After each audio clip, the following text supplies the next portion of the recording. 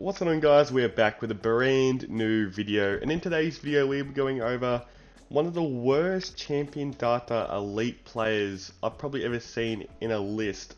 So I'll be going over that, reacting, giving my personal thoughts on how they did this horrible elite players list.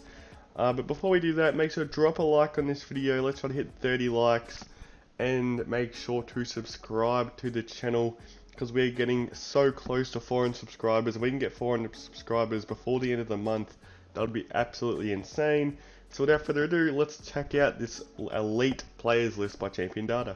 So we're going to be looking over this list 9 teams at a time. So this is the first 9 teams, and first off, Adelaide don't have any elite players. I understand that they only won 3 games for the year, but there are some pretty elite players, like maybe not too many, but the one I can really think of when I first think of elite players is Rory Laird. And us seeing Rory Laird in this list is really weird. Next up is Brisbane, Daniel Rich, Harris Andrews, Hugh McCluggage, Jared Lyons, and Lachie Neale. Now that's probably fair. The only person you can really think of, which I'm glad they probably didn't put in because we don't know how he's going to be, is Joe Danaher. But I don't think he's an elite player. He has not shown it, but pretty good players there. Next up is Carlton, which is Adam Sard and Sam Walsh and Zach Fisher. Now this is the first thing when I look at this list when I'm like, I'm a bit questioned. So they put in Zach Fisher, who only played half the games in 2020. Doesn't even know what position he plays. He's developing to a small forward. He's nowhere near a top small forward in the league, and he's over on this list instead of Paddy Cripps. How is Paddy Cripps not on this list, but Zach Fisher is? Now this is when we're starting to question a bit of stuff going on here. Next up is Collingwood, and we got Jack Crisp, Jordan DeGoey, Steele Sidebottom, Mason Cox, and Braden Maynard. Now Mason Cox is on this list when he plays one good game a year. I'm not like he's shown his moments where he could be elite, but he's just not. He only averaged like just over a goal a game last year. Like he wasn't even in. I don't think he was even in top 30 for goals this year. And how is he in elite players? Now everyone else on that list, I'll give them the benefit that they are elite. I'll probably put Darcy Moore in that list. I reckon is probably another guy that probably should be in there. Next up is Essendon. It's Jordan Ridley. Now this one's actually very, very good. Jordan Ridley, giving his recognition, that I reckon he definitely does deserve to be on this list. I can't really think of any other players because no other players were really like just good players like Andrew McGrath. He's pretty good. You could give him Dylan Shield, but I feel like Jordan Ridley is probably fair to be the elite player for Essendon. Next up is Nat Fyfe for Fremantle. I'll have to give him the benefit of the doubt that this is probably very, very good to put Nat Fyfe in here. There's one player that they were definitely missing out, which is Luke Ryan, which was Fremantle's only All-Australian this year. You could give Matt Taberner, which I think was a nominee, a chance, I feel like. And then next up we got Mark Blitzarves, Tom Hawkins, Patrick Dangerfield, and Sam Meningola. Now that's a very good list too, but I'll probably put Jeremy Cameron in there. I don't know how they don't have Jeremy Cameron, Mitch Duncan, Cam Guthrie, players that I could probably chuck in there, but a pretty good list, but they're just missing a few others. Next up is Gold Coast, and it's Sam Collins and Matt Rao. Now, I'd say Sam Collins definitely, because Sam Collins was definitely one of the best key defenders last year. But Matt Rao only playing 4 games. I understand he's shown that he has been elite over them 4 games, but I don't know if I'll give him the nod after 4 games, but it's not the worst decision, I could see it. Next up is GWS, and it's Harry Perryman. Now this is one of the weirdest ones that I've seen, that they've only gave GWS as one. Harry Perryman. I understand he was good in 2020, but come on, those Lockie Whitfield, Stephen, I wouldn't put Stephen Coniglio actually. Josh Kelly, Tim Taranto, players like that are actually like elite players, which somehow they missed out.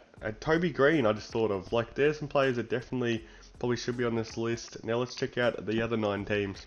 So first up is Hawthorn, and they have 5 elite players, which is Luke Bruce, Chad Wingard, James Sicily, Ben McAvoy, and Jack Gunston. Now, in this, I don't know if I would actually chuck Big Boy McAvoy in this list. I understand he's now their captain, and you could probably make a thing that maybe Luke Bruce is past his best, same with Chad Wingard. Jack Gunston, James Sicily definitely are elite players. Ben McAvoy is not elite. I think he plays key defender now, and he wasn't even talked about in any of the key defender races for the All-Australian nod, so I don't know how he's in this list. Next up is Melwin. It's Chris Machaka, Clayton Oliver, and Max Gawn. Now this is correct. These three players definitely elite. The other guy I'd probably put in there is Stephen May. Stephen May was one of the best key defenders last year. Should have got All-Australian, I reckon. He was close to it. And I just thought about now that I forgot Jacob Wiedering for Carlton probably should be in that list too. Next up is North with Toddy Goldstein.